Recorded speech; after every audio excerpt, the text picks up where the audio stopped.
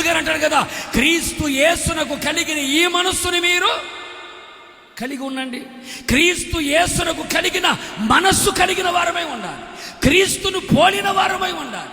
ఈ రోజున మన భక్తిని చూచినప్పుడు, మన ప్రవర్తన చూచినప్పుడు, మన క్రియలు చూచినప్పుడు, మన నోటి మాటలు, చూచే చూపు, వినే వినికిడి, మాట్లాడే మాట, నడిచే నడక, పడుకునే పడక, చేస్తున్న క్రియలు క్రీస్తుని పోలి ఉన్నాయా? క్రీస్తుని పోలి నడుస్తున్నామా?